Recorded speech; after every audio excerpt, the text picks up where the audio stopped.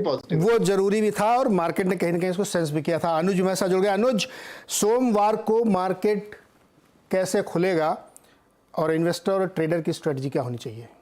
नीरज जी बिल्कुल, देखिए मैं सुनील जी की बात से 75% एग्री कर रहा हूँ, 25% डिसएग्री कर रहा हूँ। 75% जहां मैं एग्री कर रहा हूँ वो जो उन्होंने पहला 75% बोला उसमें कि अब मार्केट में देखिए 2019 में भी बीजेपी तीनों स्टेट्स हारा था, फिर भी मार्केट को डर नहीं लगा था क्योंकि मार्केट ने एक डिस्टिंक्शन बनाया था असेंबली और लोकसभा में।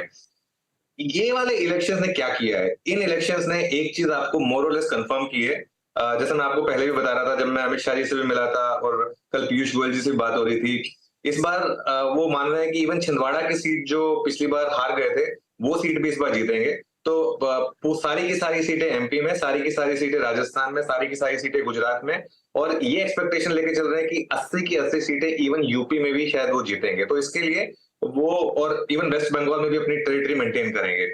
तो ये एक मान के चल रहे हैं कि वो अभी भी सैचुरेशन पॉइंट पर नहीं पहुंचे, और यही मार्केट मुझे लग रहा है अब डिस्काउंट करेगी, क्योंकि इससे बेटर अपॉर्चुनिटी नहीं थी कांग्रेस के पास, स्पेशली जिस तरीके से वो एमपी हारे हैं। एमपी हारने का उनके पास कोई लॉजिक नहीं था। अब जिस तरीके से वो एमपी हारे हैं, मार्केट के लिए एक बहुत बड़ा कॉन्फिडेंस होगा कि ये अब इनकी सीटें इतनी आएंगी। जिस चीज से मैं सहमत नहीं हूं कि मार्केट ने ऑलरेडी काफी हद तक फैक्टर इन कर लिया था, किया होगा भले, लेकिन नीरज जी मार्केट ने 3-0 बड़े स्टेट्स में, मतलब हिंदी हार्टलैंड में 3-0 कतई फैक्टर नहीं किया था, और एमपी में इस तरीके की विक्ट्री तो मार्केट ने फैक्टर इन नहीं की थी।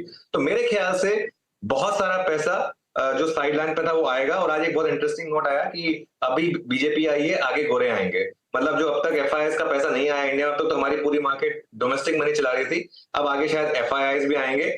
और एक बहुत शानदार नोट आया अभी अभी मोतीलाल ओसवाल का, वो एक्सपेक्ट कर रहे हैं नीरज जी करीब 25 से 35% तक की भी रैली हो सकती है यहां से लेके जनरल इलेक्शन तक। निफ्टी में 25 से 35% की रैली हो सकती है अगले 6 महीने में। तो आप सोचिए, मतलब क्योंकि बहुत पैसा आना है यहाँ पर, और हमारे फंडामेंटल्स इतने स्ट्रांग हैं। आप देखिए किस तरीके से जीडीपी नंबर्स आए थे, इन्फ्लेशन एक टिपिकल गोल्डीलॉक्स है इस समय। तो मेरे ख्याल से मार्केट में बहुत पैसा आना है। ऑब्वियसली बीच बीच में करेक्शंस आएंगी और बीच बीच में मार्केट आपको झटके भी देगा। ऐसा नहीं है कि बस ये मार्केट वन वे आपको रुकेगा नहीं, और आपको केयरफुल भी रहना है, क्योंकि अगर आप केयरफुल नहीं रहेंगे, खराब क्वालिटी के स्टॉक में इन्वेस्ट करेंगे तो पनिशमेंट भी देगी मार्केट आप। गुरमीत का होम